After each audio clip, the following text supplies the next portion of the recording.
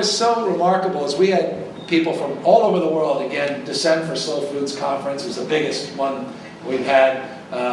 Certainly not going to compete with Italy, but was nonetheless an important milestone. And we had kids from all the schools come over, and they loved it. They absolutely loved it. They were mesmerized. We partnered with our food bank, and we did a number of harvests. We partnered with one of the largest homeless shelters in San Francisco at St. Anthony's. And all the bureaucrats, folks like me, politicians and bureaucrats, we all started coming outside in front of City Hall and started having a conversation. And this garden created this remarkable dialogue. And there was this intrigue and interest. And all of a sudden our Health and Human Service Agency started saying, you know what? If the issue of nutrition and poverty go hand in hand, and there's a racial component to it, and you look at that in relationship to the number one challenge our city faces, and that's homelessness, why is it we're serving the kind of food in our homeless shelters that we are? Shouldn't we be focusing on a different kind of health education? If we support, and at the time we were just supporting a framework to be the first city in the United States with a universal health care plan, shouldn't we be focused on wellness and keeping people healthy? We all know that it costs a lot less money to treat you before you're sick, but to invest in prevention and wellness. And all of this started changing a frame of consciousness.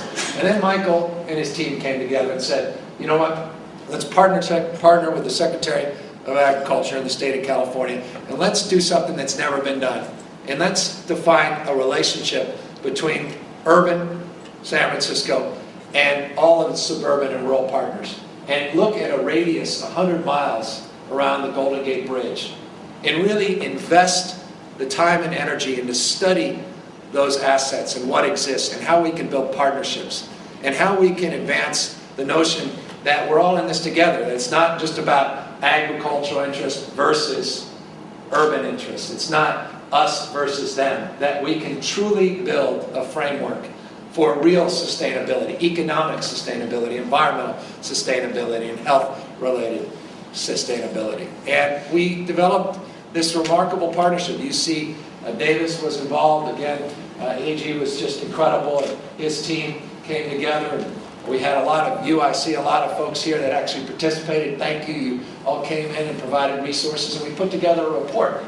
And we realized that 80+% of everything we need is being developed right in our own backyard. Yet we're taking what we're developing, or rather what we're producing, and then we're shipping it over fresh frozen to China to have it packaged, and then it comes right back down on our plates, even though it's produced just 20 miles away. And we started having conversations. Does that make sense? And does that actually support these local farmers? Isn't there a way to do more? And so what we long-windedly have done is we have not only put together a report, but we now have an executive order that I'm submitting today to the City and County of San Francisco to dramatically change the way we procure food, dramatically change the way we focus on nutrition, dramatically change the way we promote these issues, not just within the public realm, but to the private sector as well. And we hope to create a framework and a model for similar type of efforts all over the state of California and the country. This is so fundamental. It is so incredibly important. We've got the reauthorization coming up of the Child Nutrition Act. We have a remarkable opportunity to make sure we don't make the mistakes we made with the old Farm Bill and other things, and step it up and lead by example. It shouldn't, though, just be the federal government. And with respect, it shouldn't be the state government that's determining our fate and future as it relates to food. It should be all of us taking responsibility and account, and it should be local leadership saying we can do more and better. We've now got 20 farmers markets in San Francisco. We've doubled it just in the last year in San Francisco. We're leading the way in food stamps. We were the first city in the state of California to allow food stamps to be made available at all our farmers markets. I know San Diego, I appreciate the good work San Diego's done. We want to take it to a whole nother level. We actually just did our food stamp applications online. Not that it's lost on me, the digital divide issue, but we partner with all our community and nonprofits so that they provide access for easy online access and points for food stamps. We've got restaurants participating with our food stamps. We're the first city in the state to do that almost a couple of years back. We're really trying to step up that work.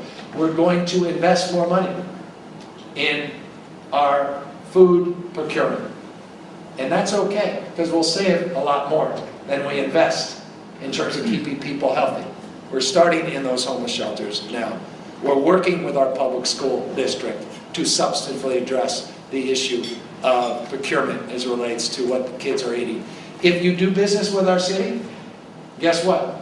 If you want to do business in our city, you're going to have to meet certain nutrition standards in terms of what you make available to folks. If you want to do meetings in our city, in fact, all our city employees, we have meetings like this all the time. I got rid of water bottles a couple of years ago. Said, stop wasting all of this money and polluting the environment with water bottles. Well, now we're going to have a healthy strategy in terms of what we purchase and where we purchase it, so that we think about where these products are produced. And we want to purchase in our own backyard to help support our local farmers. We're dealing aggressively with the issue of environmental justice, not just with those farmers markets, but by doing everything we can in terms of as-of-right zoning to encourage more grocery stores, not liquor stores, in underserved communities, to make access points so you can get fresh produce, not 4-day-old bananas for $1.50, in addition to Twinkies and Ho-Hos. You have more choice than just Taco Bell and KFC for your lunch, breakfast, and dinner, 6 or 7 days a week. We have a series, in fact, there are about 15 specific items that come in this executive order. We want to codify these things in our general plan, in our planning process. We want to appoint people in all our city departments that focus on nutrition. We're, again, building capacity, building partnerships. We want, and within 60 days, I think it is, Wade, that we have a requirement that we survey every single vacant property in the city and county of San Francisco to start putting permanent gardens in to create food. We did the Big Victory Garden, and then we funded the opportunity to design and develop these other gardens throughout the city. Now we want to take it to a whole nother level so we can start taking advantage of those assets that exist already. We run the water system for the entire region. Someone told me the other day, I didn't realize this, 15 years in local government, we're the second largest landowner in California because we run our water system up in Achechi, and we have all this land throughout the entire northern part of the state that's in our portfolio. What are we doing with all that land? It's just there with these easements, but nothing's being done with it necessarily. So we're looking at, obviously, dramatically surveying the opportunity to look at ways of utilizing that land and creating opportunities, again, educational opportunities and job opportunities for folks, and dealing with, again, the issue of race and poverty, the issue of environmental justice, which are so fundamental. So, I don't know, I honestly can bore you, and I didn't bring notes to really torture you, because there are about 100 things I'm forgetting, but I'm very passionate about this, and I can't impress upon you how thankful I am to all of you. This is the future. You guys are onto something so big and so fundamental here. And I know how frustrating it must be for some of you because so many people just don't get it yet. And they need to get it. It's the one, I mean, we all eat. We all drink water. We all breathe this air. It should be the one thing that everyone can appreciate and understand. And this is something that we'll just do our small part. And we want to partner with you to learn more and to develop even further new strategies so that we can do even more in the future. And again, I want to thank all of you in Roots of Change for their great leadership and partnership, and our great secretary who's just been an unbelievable partner, and I'm very proud of him just as a Californian, not just as a mayor that had the opportunity to work with him in his office. So again, thank you all very much, and congratulations.